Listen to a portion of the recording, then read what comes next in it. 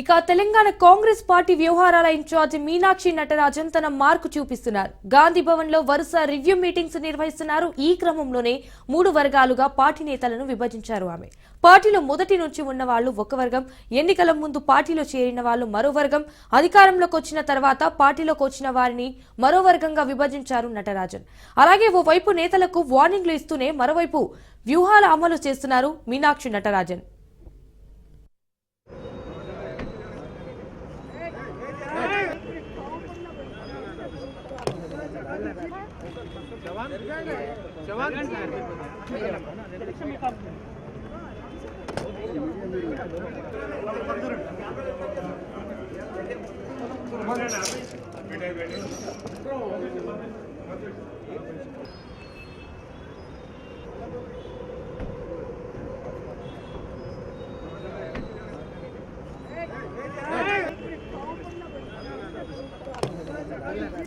మరోవైపు హైదరాబాద్ గాంధీ భవన్ లో ఎమ్మెల్సీ ఆశావాహుల హడావిడి కొనసాగుతోంది.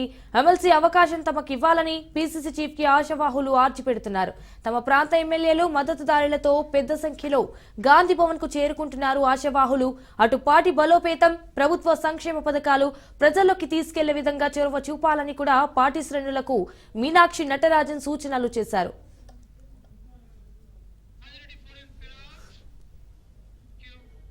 రైట్, ఇక ఇదే విషయానికి సంబంధించి మరిన్ని డీటెయిల్స్ మా బ్యూరో చీఫ్ రాజిరెడ్డి ఫోన్ ద్వారా అందిస్తారు. రాజిరెడ్డి, ఇటు తెలంగాణ కాంగ్రెస్ పార్టీ వ్యవహారాల ఇన్ఛార్జ్ మీనాక్షి నటరాజన్ తన మార్కును చూపిస్తున్నారు అన్నట్టుగా తెలుస్తోంది. సో దీనికి సంబంధించిన అప్డేట్స్ ఏంటి? వరుస సమీక్షలు సమావేశాలు మీనాక్షి నటరాజన్ నిర్వహిస్తున్నారు. అదేవిధంగా కాంగ్రెస్ అనుబంధ సంఘాల నేతలతో కూడా సమీక్షలు నిర్వహిస్తున్నారు. పార్లమెంట్ వైజ్ గా సమీక్ష సమావేశాలు నిర్వహించారు. పెద్దపల్లి, ఆదిలాబాద్ సంబంధించినటువంటి పార్లమెంటు నియోజకవర్గాల వారిగా సమీక్ష నిర్వహించారు. మెదక్ పార్లమెంటు నియోజకవర్గ సమీక్ష కూడా నిర్వహించారు. అయితే ఒకటే చెప్తా ఉన్నారు క్లియర్ కట్ గా, ఎవ్వరు కూడా ఎంత పెద్దవాళ్ళు కూడా పార్టీ లైన్ దాటితే వాళ్లకు ఉద్వాసన తప్పదు, వాళ్లకు వేటు తప్పదు. ఒకవేళ నేను తప్పు చేసినా నా పైన కూడా ఫిర్యాదులు చేయండి.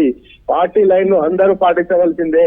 ఏ ఒక్కరు కూడా పార్టీ లైన్ దాటితే వారిపైన చర్యలు ఉంటాయి. ఒకవేళ నేను కూడా ఇన్ఛార్జ్ గా నేను పార్టీ లైన్ దాటినా, ఎవరికైనా ఫేవర్ చేసినట్టు అనిపించినా మీరు కూడా రాహుల్ గాంధీ, సోనియా గాంధీ, మల్లికార్జున ఖర్గేకు ఫిర్యాదు చేయండి అని కూడా ఆమె కరాఖండిగా చెప్తున్నారు. అంతేకాకుండా సమన్వయ లోపం ఉండకూడదు, అంతర్గత విభేదాలు ఉండకూడదు.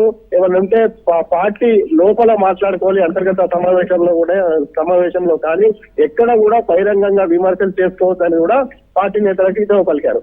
అదే విధంగా పాత కాంగ్రెస్ నేతలకు ఒక భరోసా ఇవ్వడానికి మీనాక్షి నటరాజన్ సిద్ధమైనట్లు తెలుస్తుంది. అందులో భాగంగా మొదటి నుంచి కాంగ్రెస్ పార్టీలో ఉన్న వాళ్ళకే నామినేటెడ్ పోస్టులు, అదే విధంగా పార్టీ పదవులు, స్థానిక సంస్థల ఎన్నికల్లో టికెట్లు కూడా ఇస్తామని కూడా స్వయంగా ఆమె చెప్తున్నారు. అంటే మినిమం కాంగ్రెస్ పార్టీలో 10 సంవత్సరాలు పనిచేసిన వారికే నామినేటెడ్ పోస్టులు కానీ, స్థానిక సంస్థల ఎన్నికల టికెట్లు కానీ, పార్టీ పదవులు కానీ దక్కుతాయి. అదే విధంగా కొత్తగా ఎన్నికల ముందు చేరిన వారికి ఎలాంటి పదవులు దక్కవు. అదేవిధంగా ఎన్నికలైన తర్వాత, ప్రభుత్వం ఏర్పడిన తర్వాత కూడా కాంగ్రెస్ పార్టీలో చేరిన వారికి కూడా పదవుల పైన ఆశ వదులుకోవాలనేది కూడా ఇంటిస్తున్నారు. ఎందుకంటే ఇప్పటికే మీనాక్షి నటరాజన్ 3 విభాగాలుగా విభజించారు కార్యకర్తలు, నాయకులు. ఒకటి పాత కాంగ్రెస్, అంటే 20 సంవత్సరాలు, 30 సంవత్సరాలు, 10 సంవత్సరాల నుంచి కాంగ్రెస్ పార్టీలో కొనసాగిన వాళ్ళను పాత కాంగ్రెస్ గా ఆమె ఒక గ్రూప్ గా విడగొట్టారు.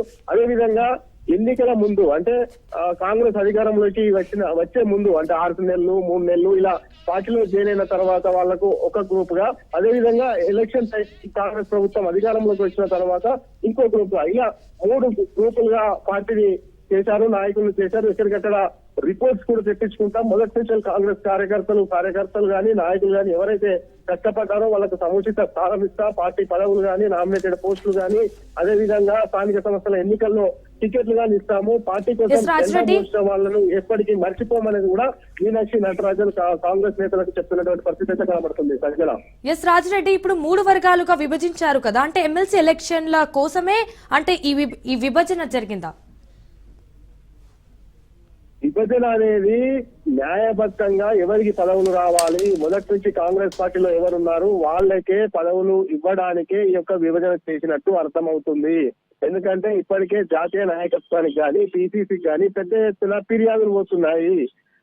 గత 20-30 సంవత్సరాల నుంచి 10 సంవత్సరాల నుంచి పార్టీ కోసం పనిచేసిన వాళ్ళను ఎవరు పట్టించుకోవట్లేదు. కొత్తగా వచ్చినటువంటి నేతలు నియోజకవర్గాల్లో షూట్ అప్ చేస్తున్నారు. వాళ్ళు సెకండ్ కేడర్ కార్యకర్తలు కూడా మాకే స్థానిక సంస్థల టికెట్లు వస్తాయని హంగామా చేస్తున్నారు. పాత కాంగ్రెస్ నేతలను ఎవరు పట్టించుకోవట్లేదు. గతంలో జెడ్పీటీసీలుగా, ఎంపీటీసీలుగా, కౌన్సిలర్లుగా కాంగ్రెస్ ప్రతిపక్ష పాత్ర పోషించినప్పుడు పార్టీ కోసం పార్టీ సింబల్ మీద పోటీ చేసినటువంటి నాయకులను, కార్యకర్తలను కూడా ఎవరు పట్టించుకోవట్లేదు అనేది కూడా మీనాక్షి నటరాజన్ కు, అదే విధంగా పిసిసి అధ్యక్షుడు మహేష్ కుమార్ గౌడ్ కు పెద్ద ఎత్తున ఫిర్యాదులు వెళ్ళాయి.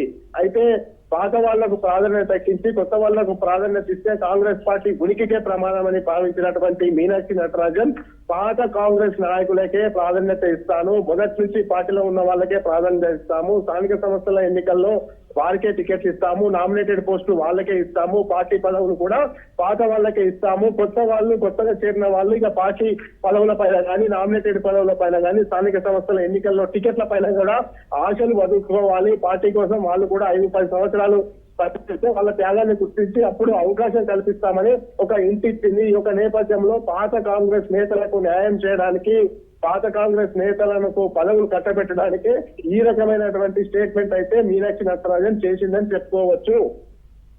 Right Rajireddy, thank you for the updates.